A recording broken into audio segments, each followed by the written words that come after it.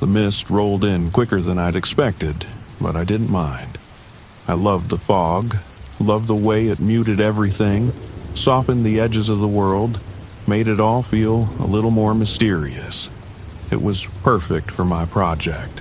Whispers of the Wild was going to be my best work yet. I could feel it. After everything I'd been through in the past year, hell, in the past month, this was the reset I needed. Just me, my camera, and the Smoky Mountains. No one to answer to, no one to lean on, just the way I liked it. I hefted my backpack higher on my shoulders and adjusted my camera strap. The trail was rough, more overgrown than I'd expected, but that was part of the draw.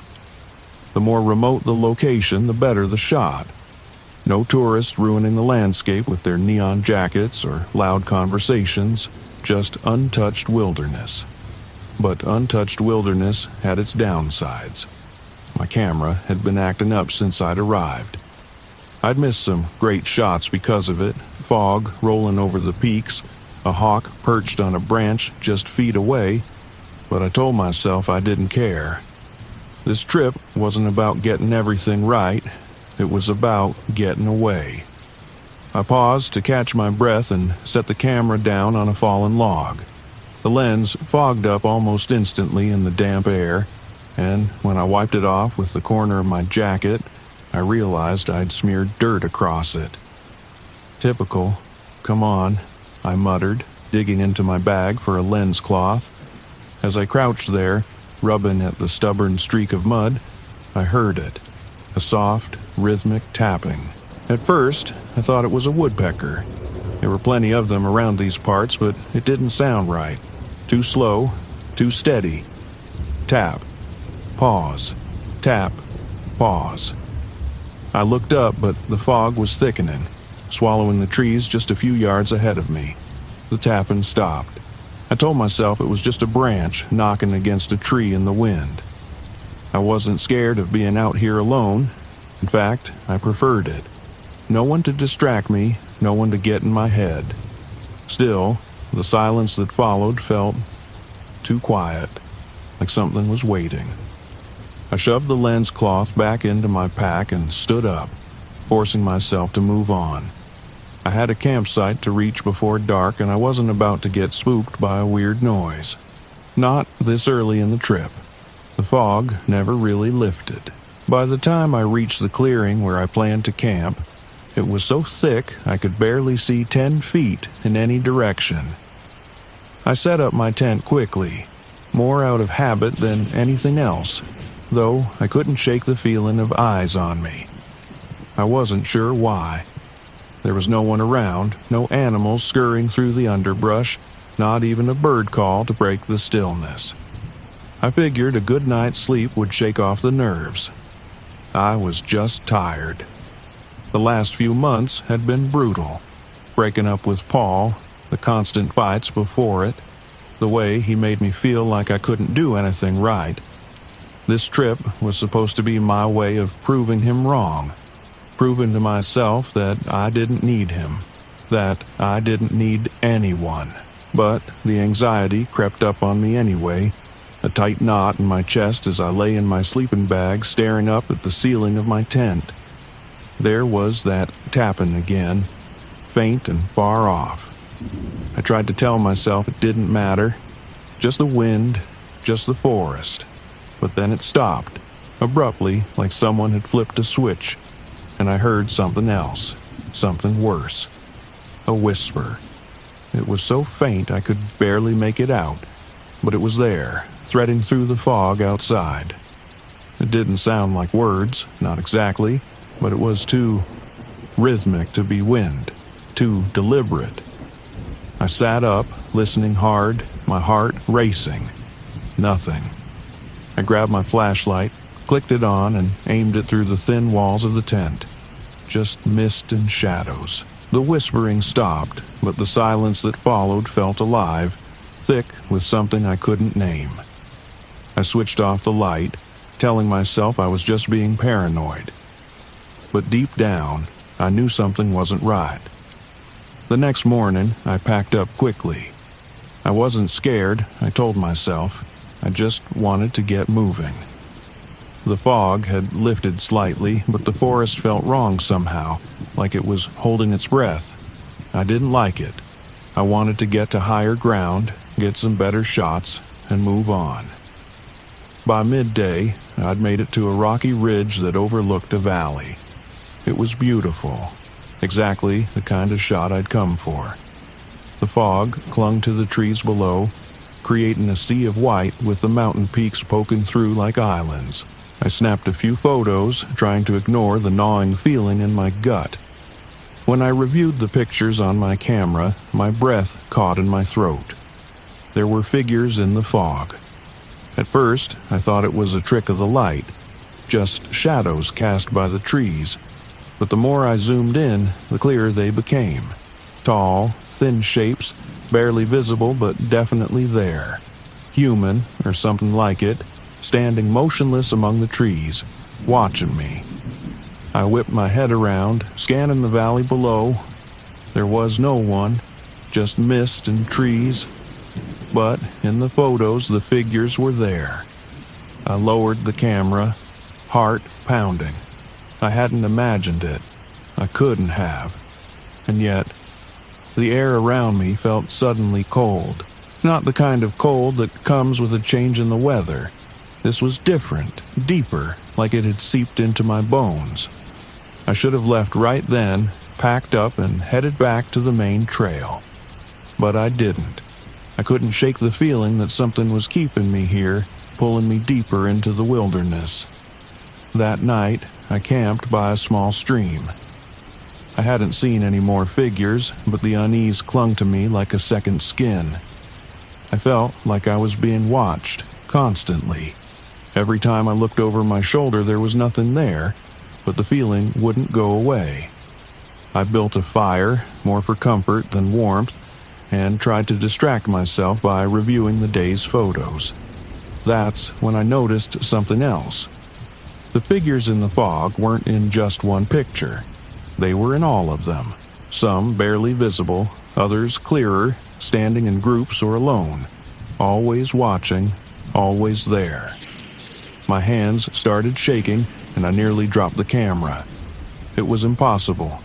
I'd been out there for hours, and I hadn't seen anyone. Not a single hiker, no animals, no birds. But there they were, in every shot. Suddenly, the whispering started again. It was louder this time, closer. I stood up, flashlight in hand, scanning the trees. The beam of light cut through the mist, but I couldn't see anything.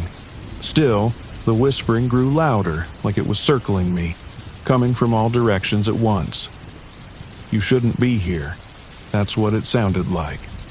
A woman's voice, soft but firm, blending with the rustling leaves and flowing water. It wasn't English, not exactly, but the meaning was clear. I wasn't welcome. I swallowed hard, heart pounding in my chest, and backed toward the tent. The whispering followed me, growing sharper, angrier.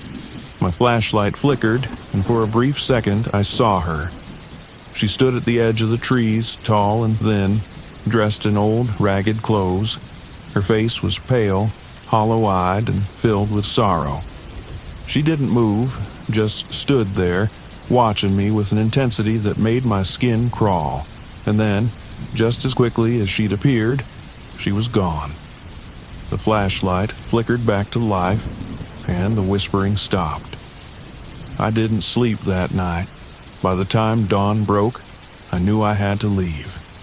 This wasn't some trick of the mind. No matter how much I'd tried to rationalize it, there was something in these woods, something ancient and angry, and I'd trespassed. I packed up my gear in record time and set off toward the trailhead. But the forest seemed different now, like the trees were closing in on me. The path I'd taken to get here was gone, swallowed by the fog. My compass spun wildly, useless, and the map was no help in the unmarked wilderness. Panic gnawed at my insides as I stumbled through the underbrush, trying to keep my bearings. But the more I walked, the more lost I became. And all the while, I could feel her, watching, waiting. The whispering started again as I crossed a small clearing. Louder this time, angrier. I dropped my pack, desperate, and spun around. There she was, standing in the mist, her eyes locked on mine. I fell to my knees, breath coming in ragged gasps. "I'm sorry," I whispered, though my voice was barely audible over the growing wind. "I didn't mean to. I didn't know." Her expression softened, just slightly, and for the first time I felt something other than fear. She wasn't just angry. She was in pain. "I'm sorry," I repeated, louder this time. "I shouldn't be here. I didn't know." The wind died down. The whispering faded, and slowly the figure in the mist began to dissolve, melting back into the fog. I sat there for what felt like hours, heart racing, too afraid to move. But she was gone. The air felt lighter, the forest less oppressive. When I finally stood, I saw it. Small, barely visible in the fog. A stone cairn hidden among the trees. A grave, long forgotten, buried deep in the wilderness. I didn't touch it. I didn't even get close. I just stood there for a moment, paying my respects to the spirit I'd disturbed. Then, without looking back, I turned and walked away. I made it out of the Smokies that day, but the images, the figures in the fog, the woman's sorrowful eyes followed me. I never published the photos from that trip. Some things, I realized, weren't meant to be captured. Some things were meant to be left alone. The forest around me was too quiet. I'd been sitting by the campfire outside my RV, enjoying the silence for hours. But now, something was off. The kind of off you feel in your gut before your brain catches up to what's happening. No wind, no rustling in the leaves, just dead stillness. That was the first thing I noticed when I pulled up to this remote campsite deep in Mount Hood National Forest. A place like this should have been full of life. Birds, insects, something. But the only sound was the crackle of the fire and the distant hum of the radio I'd brought along. I needed quiet. After everything that had happened over the past year, I wasn't looking for distractions, just isolation.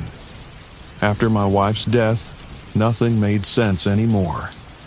People kept telling me I needed to move on, but the noise of life, the sympathy, the well-meaning advice, the friends who didn't know what to say, became unbearable. So I packed up and hit the road, hoping that the wilderness would give me space to think. Or maybe stop thinking altogether. I thought the forest would help. It had, until now. The radio's static broke the silence, a sudden burst of garbled noise that made me jump. I turned my head toward the RV, where the old ham radio sat inside. I hadn't even touched the thing in hours. It was an antique, one I'd brought along to mess around with in my downtime, but the signal had been dead all day. No stations, no chatter, nothing, until now. I stood up from the fire, walking over to the RV and ducking inside to check the radio. The static was louder, more insistent, like it was trying to form words but couldn't quite get there. I twisted the dials, searching for a clearer signal, but all I got was more white noise. Then, through the crackling, I heard it.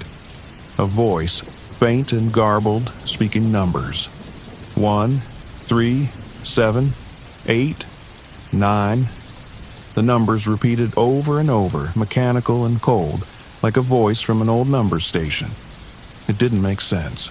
I was miles from anywhere, and this was supposed to be a dead zone. No signal, no interference. The voice paused for a moment, then the numbers started again. 1, 3, 7. It sent a chill through me, but I told myself it was just some rogue signal bouncing off the atmosphere, maybe a military transmission.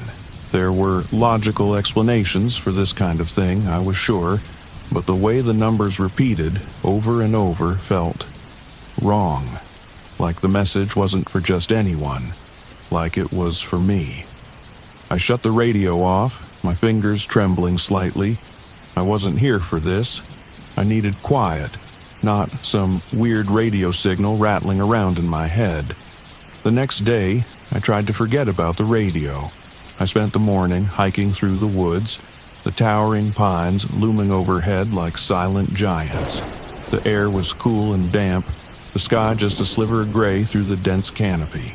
But something gnawed at me, a faint buzzing at the back of my mind. No birds, no animals, just silence. When I returned to the campsite, the radio was on again, static blaring from the speakers. I hadn't touched it. I stepped inside the RV, staring at the radio like it might come to life. The static was louder now, more intense. I could feel it in my bones like the vibration from a low hum in the ground. And beneath the static, the numbers were back. 1, 3, 7, 8. I slammed my hand down on the off switch, killing the sound. My pulse was racing, my mind scrambling for an explanation. It had to be a glitch, something with the wiring, maybe a stray electrical signal. I'd worked with enough technology over the years to know that things sometimes did strange things when you weren't looking. But the numbers, the way they were so clear, so deliberate, I shook it off and stepped back outside, trying to push the growing unease away. That's when I noticed the man standing at the edge of my campsite. I hadn't heard him approach. He was just there. Tall, scruffy, wearing a weathered jacket and a backpack slung over one shoulder. He looked like a camper, but there was something about the way he stood, stiff and tense, like he was waiting for something to happen. "Hey," I called out, trying to keep my voice steady. "You lost?" The man looked at me, his face tight with anxiety. I heard it too. I froze, my heart skipping a beat. "Heard what?" "The signal. The numbers," he said, glancing toward the RV.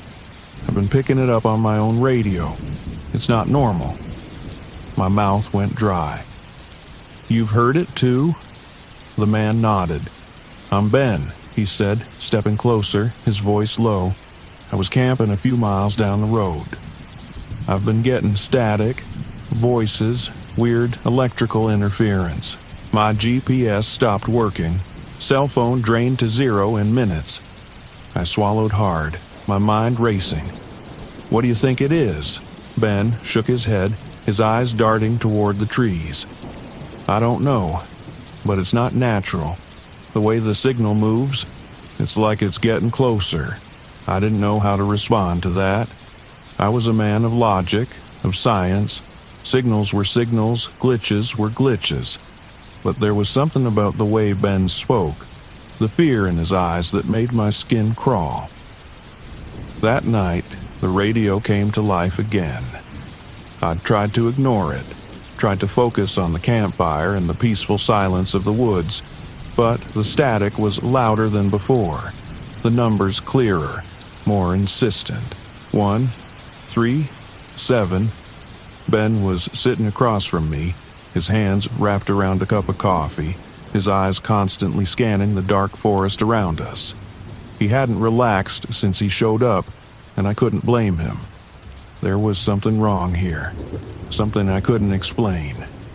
"You think it's some kind of broadcast?" I asked, more to fill the silence than anything. Ben shook his head. "I don't think it's a broadcast at all." "What do you mean?" He hesitated, then leaned closer, lowering his voice. "I think it's a warning, or a signal from something out there." I stared at him, trying to process what he was saying. A warning? From what? Before I could ask, the static on the radio cut out. For a moment, there was only silence, the kind of silence that presses down on you, that makes your skin prickle with anticipation. Then, a sound, a soft, rhythmic clicking, like something metallic, tapping against wood. I grabbed my flashlight and pointed it toward the trees, but the beam only revealed darkness. The clicking grew louder, echoing through the forest, and then, through the radio, a voice crackled to life. "We see you. My blood ran cold. Ben's eyes widened, his face pale. "What the hell was that?" I whispered, my voice barely audible over the pounding of my heart. The voice repeated, distorted and mechanical. "We see you." I stood up, the flashlight shaking in my hand. The clicking sound was closer now, coming from all around us, moving through the trees.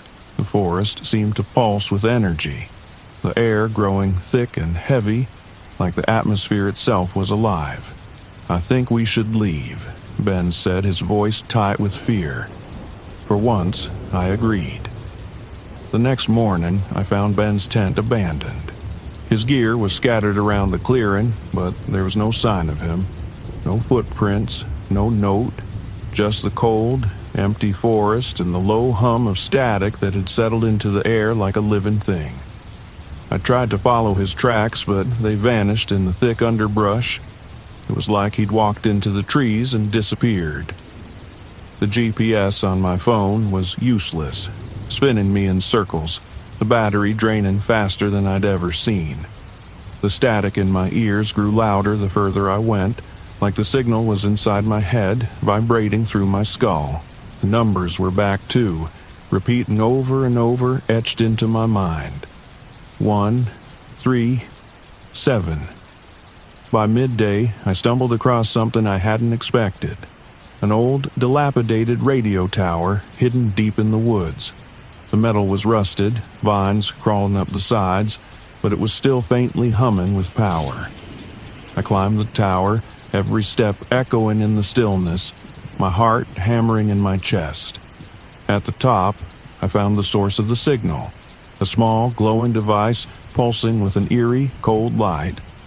It didn't belong here. It wasn't part of the original tower.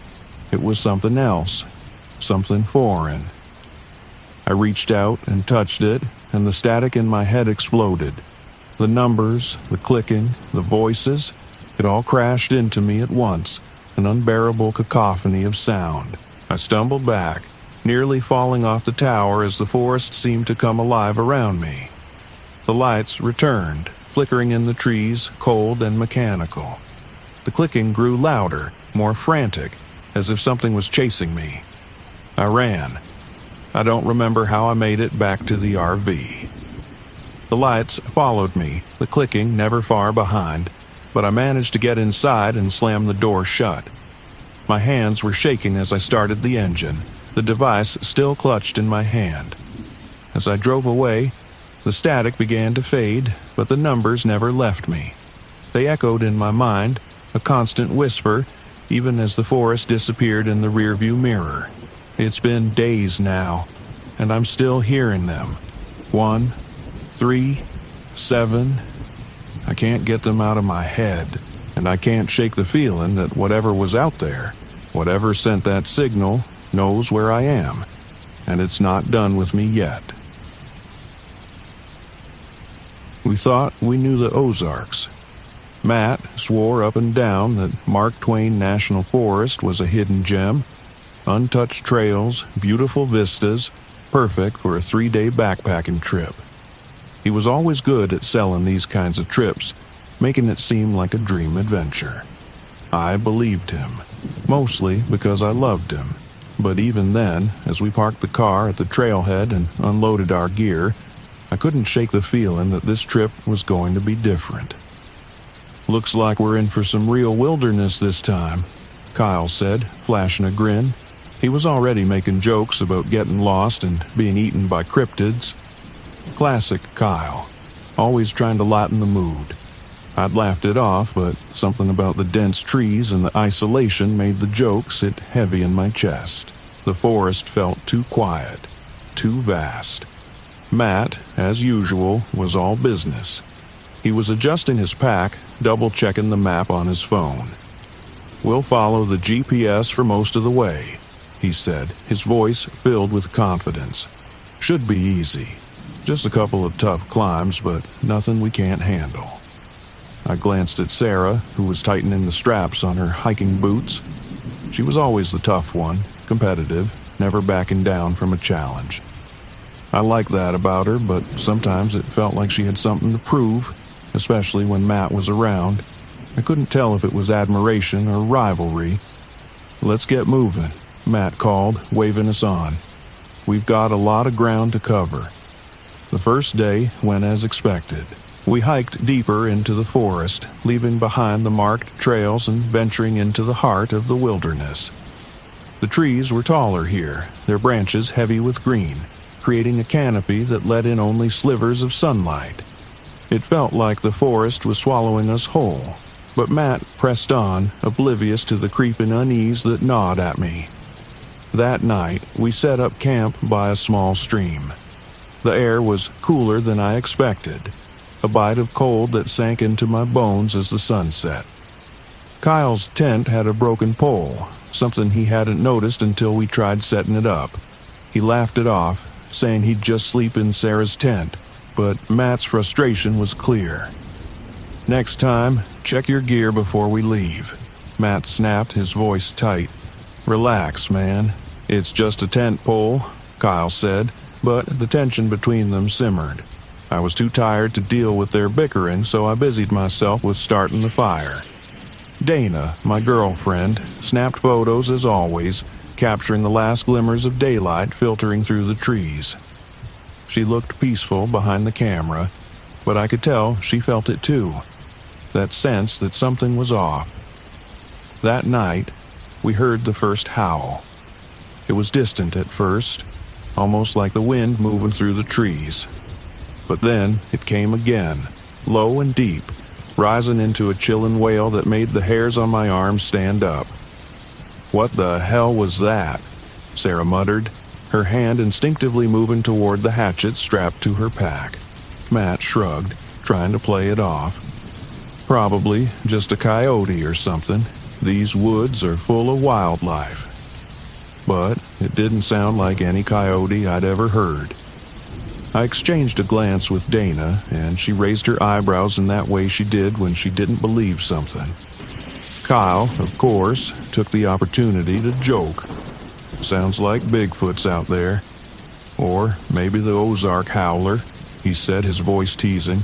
"You guys know that one, right? Big hairy creature, glowing red eyes, hunts hikers for fun."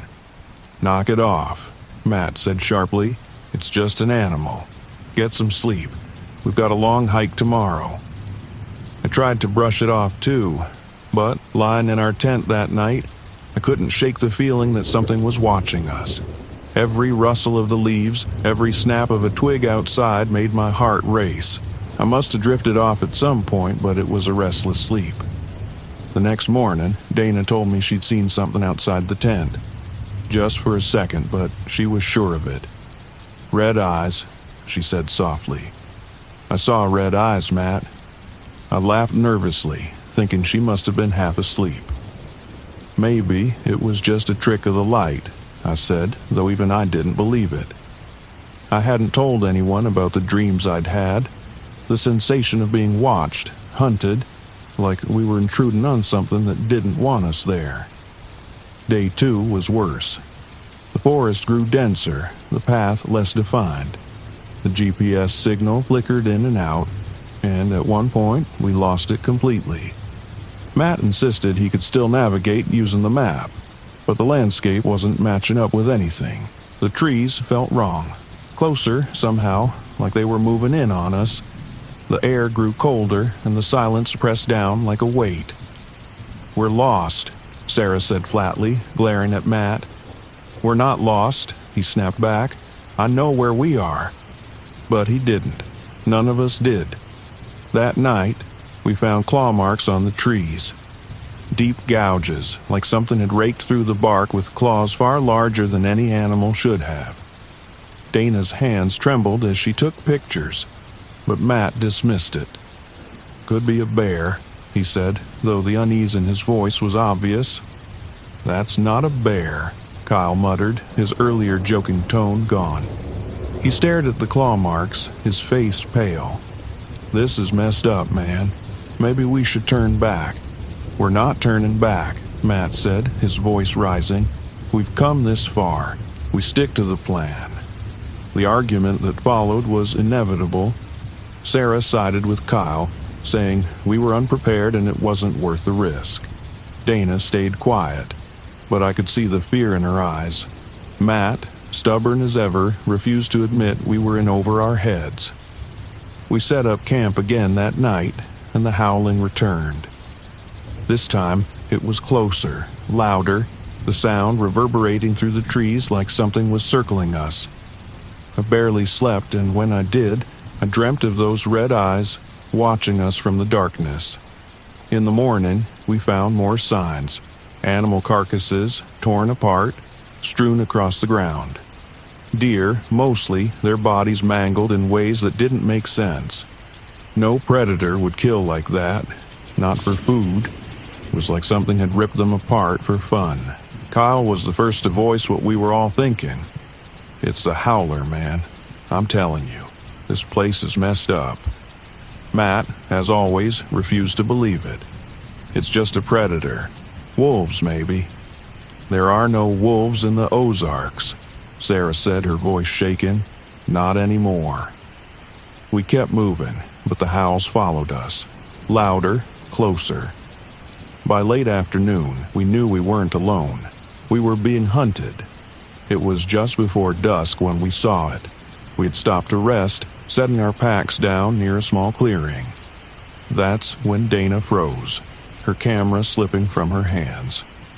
"Matt," she whispered, "behind you." I turned just in time to see it step out of the trees, hulking, shadowy, with glowing red eyes that burned through the dim light. Its body was massive, covered in thick, dark fur, but its shape was wrong, twisted, like something caught between animal and something more. The howl that followed was like nothing I'd ever heard, a deep, guttural sound that shook me to my core. It didn't charge, it didn't attack. It just stood there, watching, as if daring us to move. We didn't. What the hell is that? Kyle's voice was barely a whisper, his face drained of color. "It's not real," Matt muttered, but his voice lacked conviction. Dana grabbed my arm, her fingers digging into my skin. "We have to go," she said, her voice trembling. "Now." The creature tilted its head, almost curious, its red eyes glowing brighter. Then, with one last bone-chilling howl, it slipped back into the trees. We didn't wait to see if it would return. We packed up in record time and started moving fast. Too fast. The light was fading and we were stumbling over roots and rocks, our breath coming in short, panicked gasps. That night, we didn't set up camp. We just kept walking, desperate to put distance between us and whatever that thing was. The howls continued, closer, always closer. When dawn finally broke, we stumbled upon an old ranger's cabin. Its roof caved in, the windows shattered. It wasn't much, but it was shelter. We collapsed inside, too exhausted to keep going. For the first time in hours, the howling stopped. Matt stared at the floor, his face pale, his hands shaking. "It's not real," he whispered over and over again, like a broken record. But we knew better. We had heard it, seen it. The Ozark howler was real, and it had let us live. For now. As we sat in that ruined cabin, the forest watching, waiting, I realized we hadn't escaped. Not really. The howler was still out there, somewhere in the shadows, and it was only a matter of time before it came back.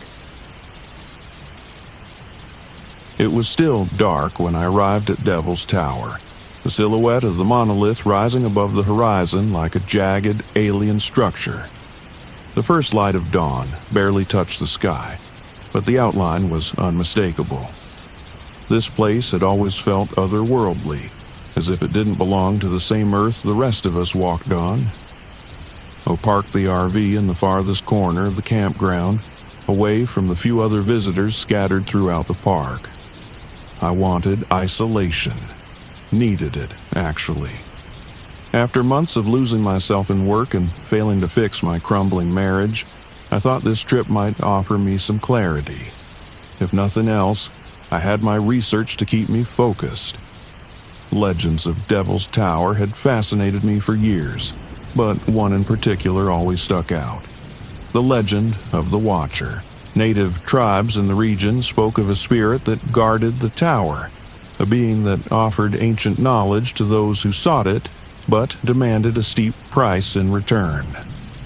As a history professor obsessed with ancient folklore, I couldn't resist the lure of that story. I had come to Wyoming to dig deeper into those legends, hoping to uncover something, anything, that might be hiding in the shadows of the tower. I stepped out of the RV, the crisp morning air biting at my skin. The towering spires of pine trees loomed around me, creating an unsettling sense of isolation. I unpacked my gear, set up camp, and grabbed my notebook. The plan was simple. Hike around the base of the tower, take some notes, and maybe, just maybe, find something that would finally make all the pieces click. As I set out toward the trail that led to the tower, I passed an older man in a park ranger uniform, grizzled, with deep lines etched into his face. His eyes were sharp, though, alert in a way that made me feel like he saw more than the average person. "Mornin'," he said, tipping his hat. "Mornin'," I replied, glancing briefly at his name tag. "Tom, you here for the sights or something else?" His tone was casual, but there was an edge to it. I hesitated. "Research, mostly. I'm looking into some of the old Native American stories about the tower." He nodded slowly, his gaze flicking toward Devil's Tower. "The Watcher, huh?" I stopped. I hadn't mentioned that specific legend. He chuckled softly. "Everyone comes looking for something, but you do well to leave the Watcher alone, son. Some things don't like being disturbed." I tried to brush off his warning with a nervous laugh. "You don't really believe that, do you?" Tom didn't smile. "Doesn't matter what I believe, just be careful. People who go digging too deep around here sometimes find more than they bargained for." With that, he turned and walked back toward the ranger station, leaving me standing there with a pit forming in my stomach. I told myself it was just local superstition, the kind of thing park rangers said to spook tourists. But as I turned my eyes back to the tower, the weight of his words lingered. By midday, I was deep into my hike, circling the base of the tower, taking notes on the surrounding landscape. The towering rock formation loomed overhead, casting long shadows over the forest below. I felt dwarfed by it, like a child standing at the feet of a giant. That's when I noticed the eyes. At first, I thought it was a trick of the light, a glimmer of sunlight catching on something in the trees. But then I saw them again, faint, glowing orbs between the branches. They were high up, too high to be an animal, and they followed my every movement. I stopped walking, heart pounding. The eyes didn't blink, didn't move, just hovered there, watching. I wanted to dismiss them as some kind of wildlife, but I couldn't shake the feeling that there was something more behind them, something intelligent. Forcing myself to continue, I kept walking, occasionally glancing over my shoulder to see if the eyes were still there. They were, always just far enough away to keep me wondering, but close enough that I could feel their presence. When I finally made it back to camp, the unease hadn't left me. I sat by the RV, trying to write in my notebook, but my mind kept drifting back to the eyes in the trees. The way they'd followed me, never straying too far, but never coming closer either. The sun dipped below the horizon, casting the campground in shadow. The tower loomed in the distance, a dark silhouette against the purple sky. The fire I'd started crackled weakly, the flames flickering as if they, too, were uncertain about staying here. I tried to convince myself it was nothing. I was a rational man, after all, a professor, a skeptic, but as the night wore on, that skepticism started to feel more like denial. The wind rustled through the trees, and the fire guttered low. Then, just as the last light of the day faded, I heard it. A whistle. It started softly, almost like the wind, but it was too distinct, too deliberate. A single, drawn-out note that drifted through the trees, seeming to come from everywhere and nowhere at once.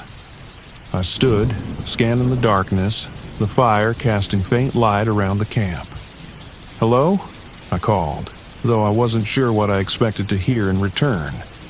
The whistle came again, sharper this time, closer. I grabbed my flashlight and swung the beam into the trees, but there was nothing.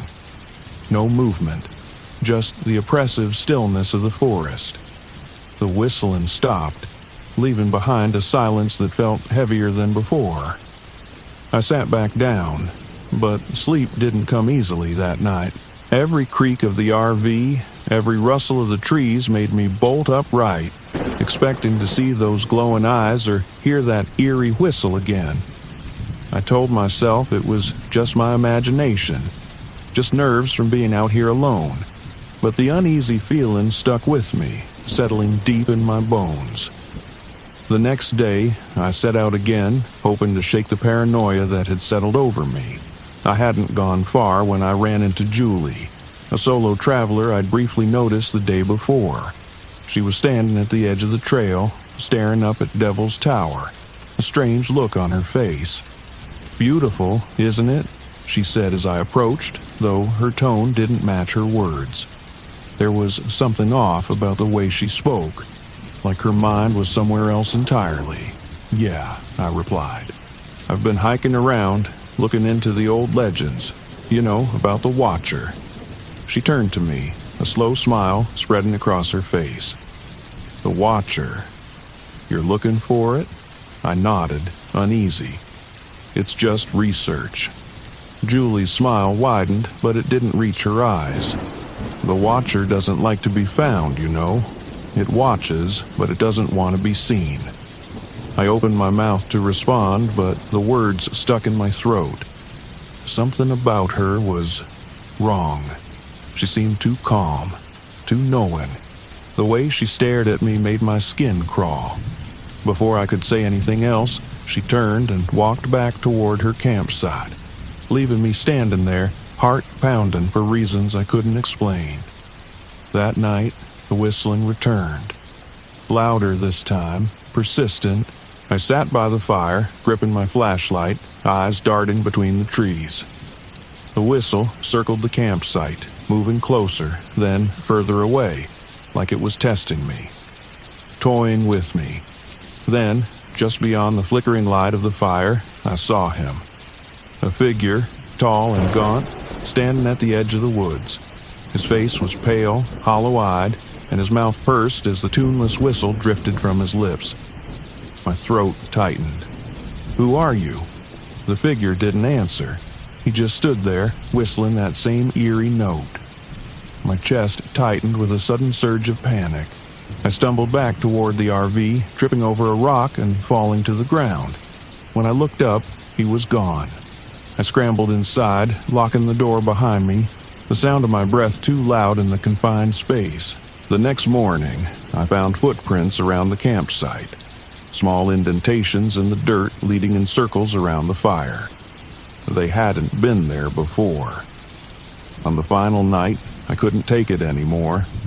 The dreams of Devil's Tower had become unbearable, nightmares of the stone pulsing, breathing like a living thing. I dreamt of eyes, hundreds of them watching me from the shadows, always watching. I had to go to the tower. I had to see it up close. I grabbed my gear and set out under the cover of darkness, the whistle guiding me, pulling me toward the monolith. The trees seemed to close in around me as I walked, their branches reaching out like skeletal fingers. The stars above twisted and shifted, unfamiliar constellations blinking in and out of existence. As I neared the base of the tower, I saw her again. Julie, standing at the foot of the rock, her face pale and her smile too wide. "The Watcher is waiting," she whispered. "It's always been waiting." The whistle grew louder, piercing through my thoughts, driving me forward. I reached the tower, my hands trembling as I touched the cold stone. and then, out of the shadows, the watcher appeared.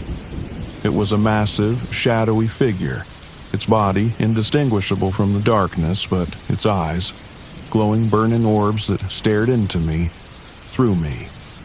It didn't speak with words, but its presence filled my mind, offering me ancient knowledge, secrets of the tower, of the universe, of myself. But the price, I could feel it, gnawing at the edges of my sanity. The more I listened, the more I realized that accepting its offer would mean losing everything.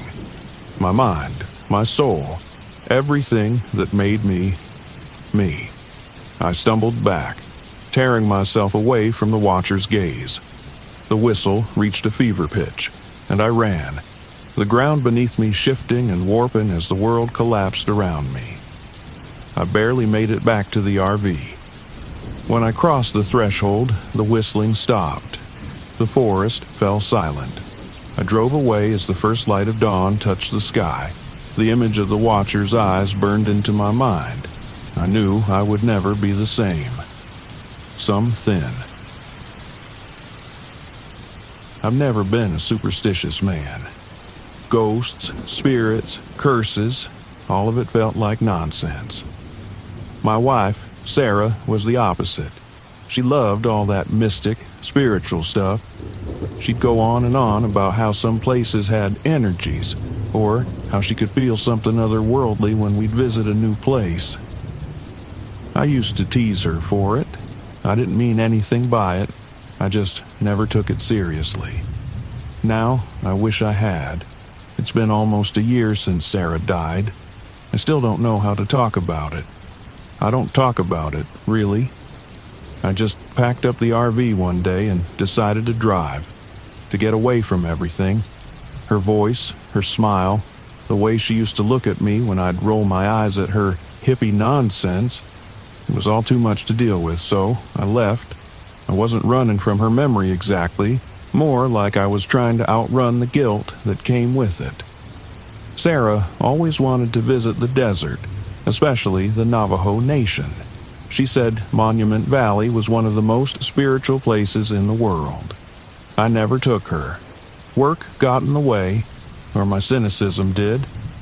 Either way, it never happened. And now, with nothing but miles of empty road ahead of me, I found myself driving right into that part of the world. Maybe it was my way of making up for it.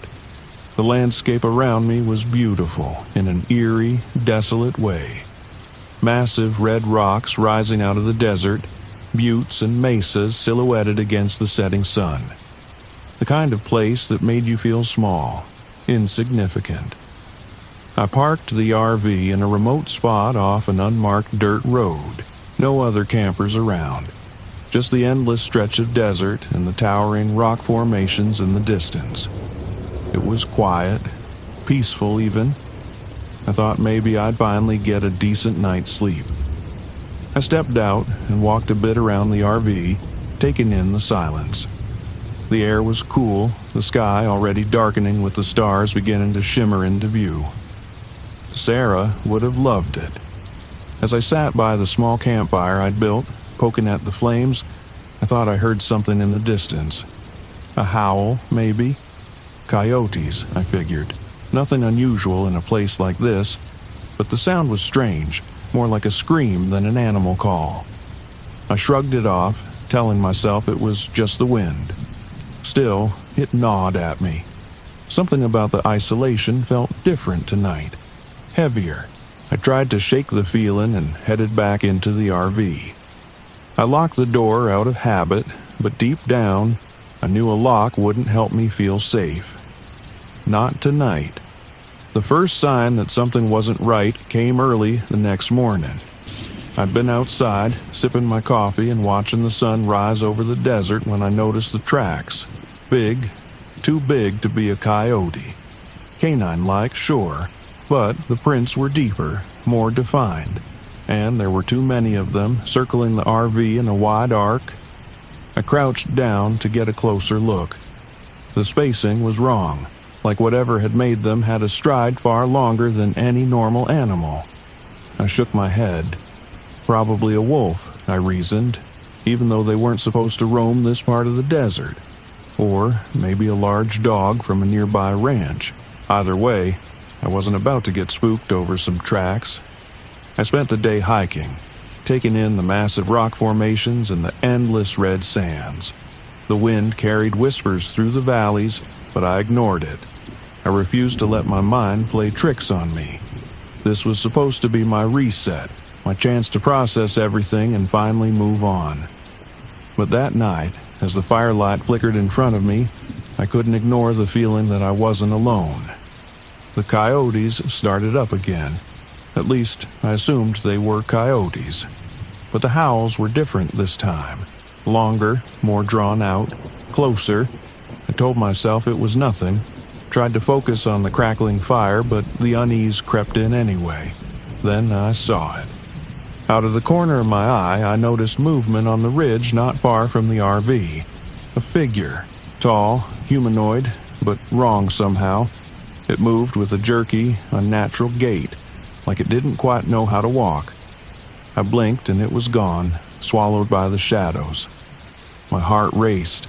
I stood, trying to peer into the darkness, but there was nothing out there. Just empty desert. The howling had stopped, replaced by an eerie, oppressive silence. I doused the fire quickly and retreated into the RV, locking the door behind me. I laughed at myself, a grown man, terrified by shadows in the night. I was just exhausted, that was all. Grief and exhaustion made you see things that weren't there. I repeated that to myself as I crawled into bed, but I couldn't shake the sense that something was watching me. The next morning, I found more tracks. This time, they weren't just around the RV. They led right up to the windows, pressed deep into the sand, circling the vehicle like a predator stalking its prey. I stared at them, unease curdling in my stomach. These prints were bigger than the ones from yesterday. Deeper, too. Something was out here, something that was getting bolder. I decided to leave that morning. I packed up my things, double-checked the tires on the RV, and set the GPS for the nearest town. But as soon as I hit the ignition, the engine sputtered. It wouldn't start. "Come on, not now," I muttered, trying again. Nothing. I went outside to check the engine, hoping it was something simple, but when I popped the hood, everything looked fine. There was no reason for the RV to stall like this, yet there I was, stuck in the middle of nowhere with no cell signal and no way to leave. As the day wore on, that strange feeling of being watched never left. I kept glancing over my shoulder, certain I'd catch sight of that figure again, but the desert was still, dead quiet. That night, it came closer. I heard it long before I saw it. Footsteps outside the RV, soft at first but growing heavier, more deliberate. Something was walking around, pacing as if deciding what to do next. I stayed perfectly still inside, listening as the footsteps circled the RV, stopping near the windows. Then came the scratching.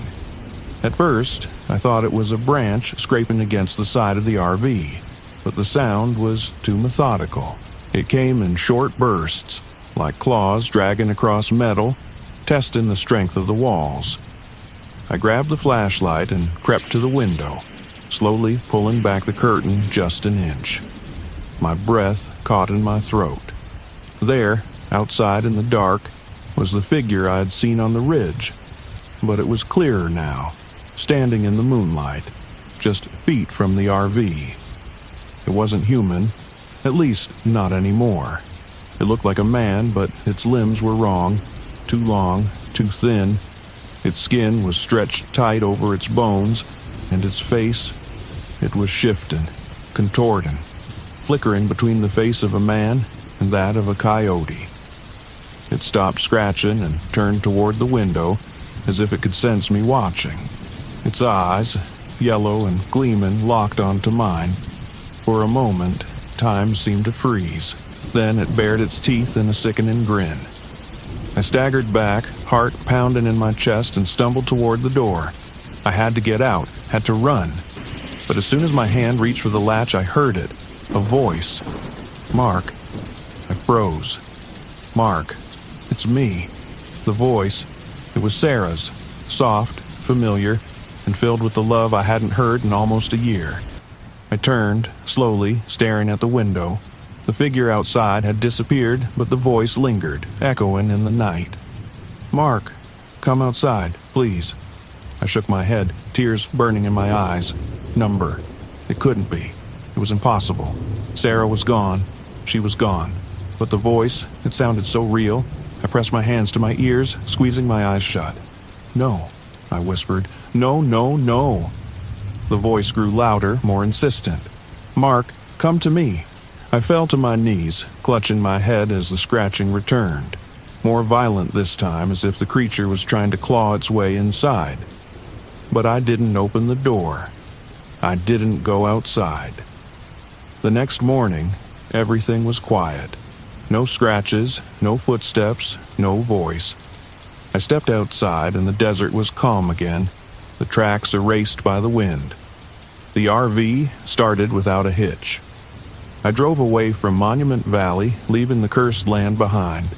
But the memory of that night, the voice of my wife, the creature in the dark, has followed me ever since. Some things can't be explained. Some things, I realize now, should never be disturbed. I'm not sure why I chose the Ocala National Forest. It wasn't really on my radar until a couple of weeks ago. Maybe it's because Megan always talked about it. How beautiful the pine forests were, the springs. She was the nature person, not me. She'd practically begged me to take her camping here once, back when we were still together. I kept putting it off, using work as an excuse. Now, here I am, in the middle of the forest, alone in my RV, with nothing but my thoughts for company. I needed a break. That's what my doctor said. Unplug, he'd told me. You need to find yourself again. As if I ever had a real grasp of who I was to begin with. 2 weeks into my forced time off, I wasn't any closer to finding peace or clarity. I felt off. I didn't realize how addicted I was to being connected. No emails, no social media, no news feeds, just silence and isolation. It was what I thought I wanted. The first night in the RV wasn't too bad.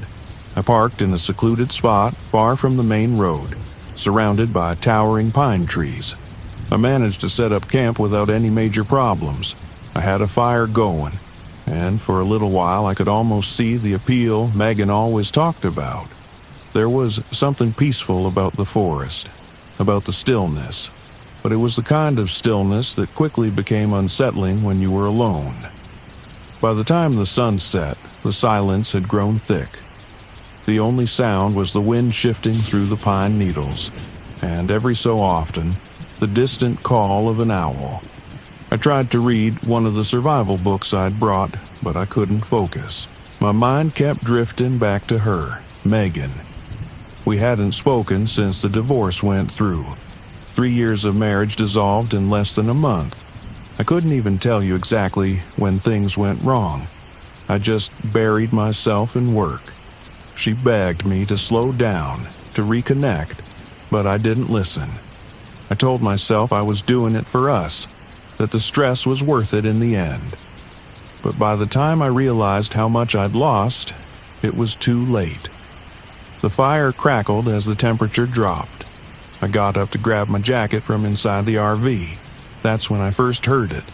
A soft tapping sound, like something lightly knocking against the side of the RV.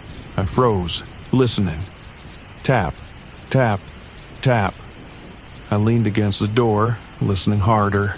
The tapping continued, rhythmic, almost deliberate. I grabbed a flashlight and opened the door, scanning the area around the RV. The light cut through the darkness, but I couldn't see anything, just trees and shadows. Probably just a branch in the wind, I muttered to myself, though the trees weren't close enough to the RV for that to make sense. I shut the door and locked it.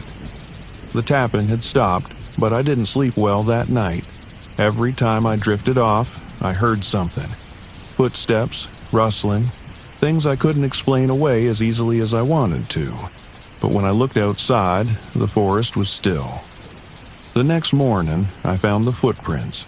They were in the dirt around the RV, large and oddly spaced. Not animal tracks, but not quite human either. They seemed too long, too wide, like someone had been walking on the balls of their feet with unnatural precision. They circled the RV, stopping near the windows before disappearing into the trees. I crouched down to get a better look. The prints were deep, the kind that didn't come from a person casually walking. Whoever, or whatever, had made them was heavy, deliberate. I couldn't shake the feeling that I was being watched, even though there was no one around. I considered leaving, but I wasn't going to let some footprints freak me out. Besides, my RV wouldn't start. No matter how many times I turned the key, the engine just sputtered and clicked. The GPS on my phone was glitchy too, pointing me in all sorts of random directions before it finally went blank. Great. Just great. I spent most of the day walking, trying to calm my nerves. I stuck to the trails at first, but as the hours passed, I wandered deeper into the forest. The pine trees stretched up endlessly, their trunks so straight and uniform that I started losing track of where I was. I didn't mind being lost, not at first. It distracted me from the unease that had settled in my chest. But then, out of the corner of my eye, I saw something. Someone standing just beyond the trees. I stopped dead, staring at the figure. It was tall, too tall, and unnaturally still. I blinked, thinking maybe I'd imagined it, but when I looked again, it was still there. A dark shape, humanoid but wrong, standing among the trees, watching me. I called out, "Hello?" My voice sounded small, swallowed by the forest. The figure didn't move.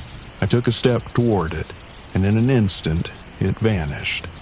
Not like it walked away, just gone, like it was never there.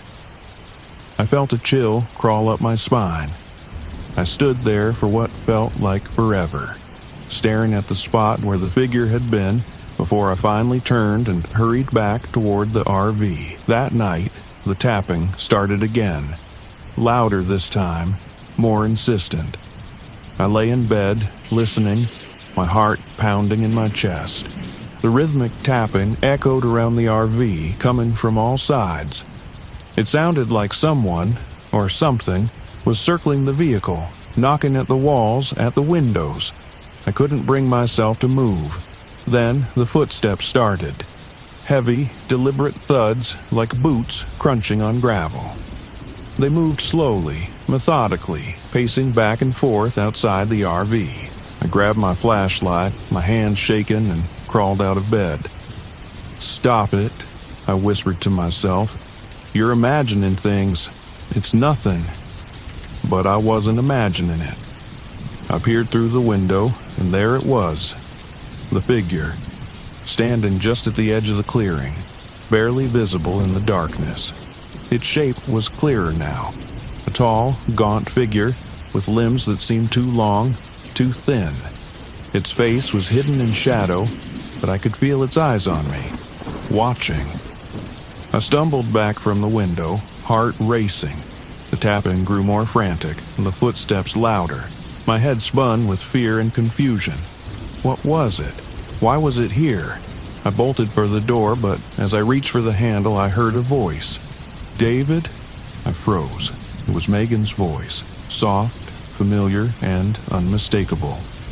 "David, come outside." My breath caught in my throat. "Megan?" I whispered, barely able to speak. "Come to me." I stared at the door, my hand trembling on the latch. The voice was so clear, so real. But Megan wasn't here. She couldn't be. It wasn't her. "David, please?" The voice grew more insistent, more urgent. But something in the tone was wrong, off. It wasn't her. It couldn't be. I backed away from the door, my heart pounding in my chest. The tapping and footsteps stopped all at once, leaving an eerie silence in their wake. I didn't sleep that night. The next morning, the forest felt different. Lighter, somehow.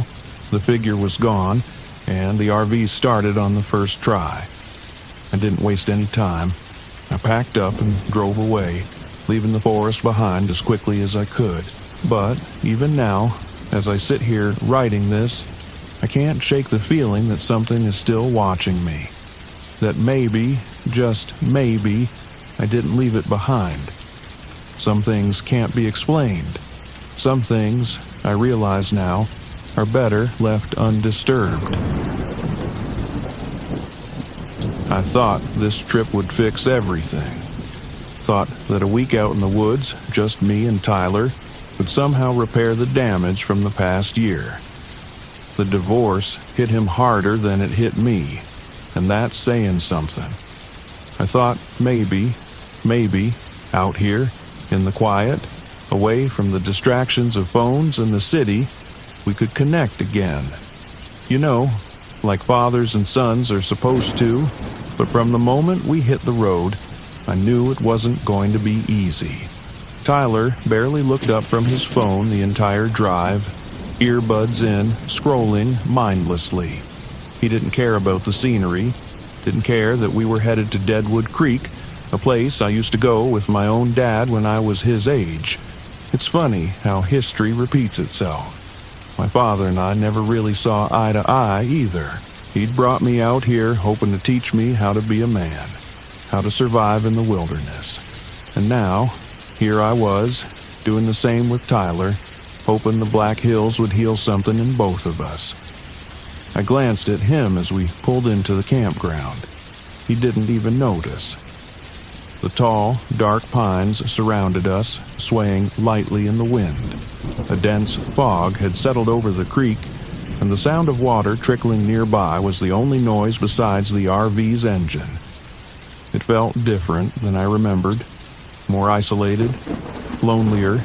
"This is it," I said, more to myself than to Tyler. "Cool," he mumbled, still scrolling, not even looking up. I sighed, cutting the engine. After we set up camp, I suggested a short hike to check out the creek. Tyler grumbled, but followed me. The trail was just as I remembered. Narrow, winding through the trees with the creek gurgling beside us. There was something peaceful about it, but also something off. The further we went, the heavier the air felt, like the forest was watching us. We reached the creek's edge, where the water ran fast over the rocks. I crouched down, letting the cool water run over my hand. "This place used to be full of miners back in the gold rush days," I said, trying to make conversation. "A lot of people came out here looking to strike it rich. Some of them didn't make it out." Tyler shrugged. "I guess." I stood up and brushed off my hands, frustrated.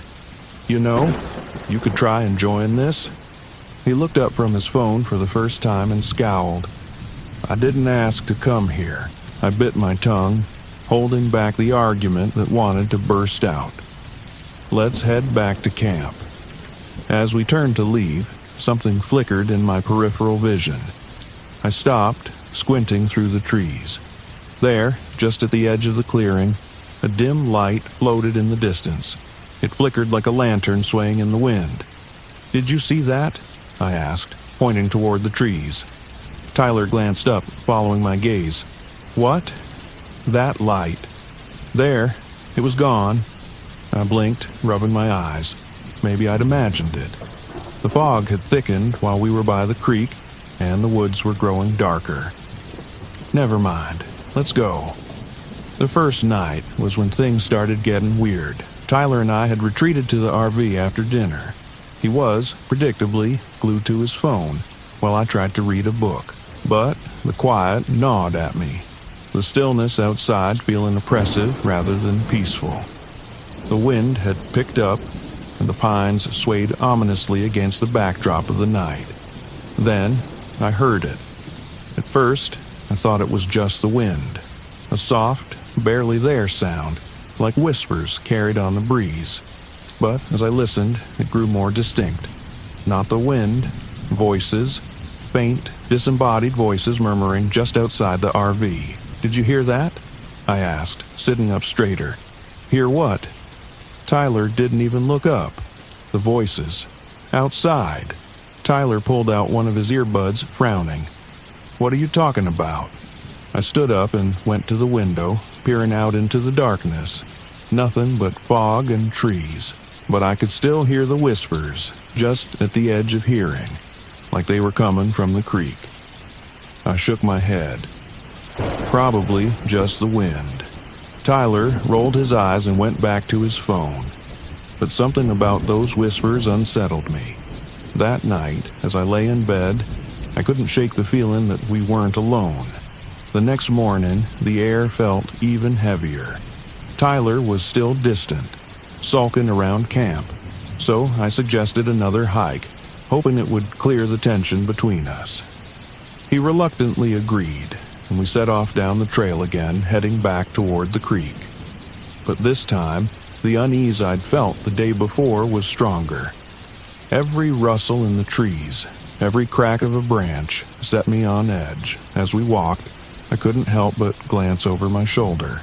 The feeling of being watched was constant now, like eyes were following us from the shadows. Then I saw it again, the light. This time it was brighter, flickering between the trees ahead of us, moving slowly like a lantern being carried by an unseen hand. "There it is," I whispered, grabbing Tyler's arm. "Do you see it?" He stopped, frowning. "What? What are you talking about?" "The light, right there." I pointed again, and this time he saw it too. "What the hell is that?" he asked, his voice low. We stood there for a long moment, watching the light sway in the distance. It flickered in and out, growing dimmer, then vanishing completely. I took a step forward, but Tyler grabbed my arm. "Dad, let's just go back."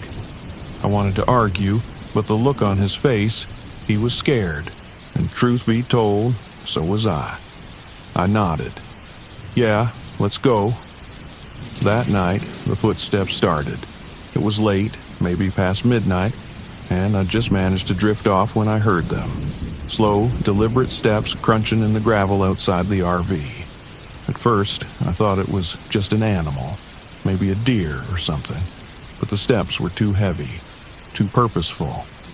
I lay there, holding my breath, listening as the footsteps circled the RV. They stopped by the window, then moved to the door. Tyler stirred in his sleep, but he didn't wake. I slipped out of bed and grabbed the flashlight. My heart pounded in my chest as I crept toward the window, slowly pulling back the curtain. The beam of my flashlight cut through the darkness, and there, just at the edge of the light, stood a figure. It was tall, dressed in ragged, old-fashioned clothes, like something out of the gold rush era. A wide-brimmed hat covered most of its face, but I could see the gleam of a lantern hanging from its hand. The figure stood perfectly still, just watching the RV.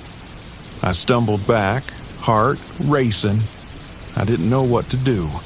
My mind raced, searching for a rational explanation, but I couldn't find one. Then, just as suddenly as it had appeared, the figure turned and vanished into the fog, the light of its lantern disappearing with it. The next day, Tyler was pale and jittery, his usual teenage indifference replaced with genuine fear. He hadn't seen the figure, but he'd heard the footsteps, and the look in his eyes told me he knew something was wrong. "We need to leave," he said, his voice trembling. "I know," I replied. "I'll start the RV. We'll head out." But when I turned the key in the ignition, nothing happened. The engine sputtered, then went silent. I tried again and again, but the RV wouldn't start. "We're stuck here," I muttered, feeling the weight of dread settle over me. That night, the footsteps returned. This time, they were louder, more insistent. The figure was back, pacing around the RV, dragging something behind it. I could hear the heavy scrape of metal on gravel, like chains being dragged along the ground. "Dad," "What is that?" Tyler whispered, his face pale with fear. I didn't have an answer. I grabbed the flashlight and stepped toward the door. "Stay inside," I told him. "No, don't go out there," he begged, grabbing my arm. But I couldn't just sit there, listening to the thing outside. I had to confront it. I opened the door and stepped out into the cold night. The figure was there, standing by the creek, its lantern casting an eerie glow over the water. It didn't move as I approached, just watched me with shadowed eyes. "What do you want?" I shouted, though my voice trembled. "What are you?" The figure didn't respond. Instead, it slowly lifted its arm, pointing to the ground near the water's edge. There, half buried in the mud, was an old, rusted gold pan. I didn't understand at first, but then it hit me. The legend. The miner's ghost, protecting his lost fortune. I knelt down, my hands trembling, and lifted the pan from the mud. As soon as I touched it, the figure vanished. The footsteps stopped. The whispers and the wind fell silent. The air was lighter. The oppressive weight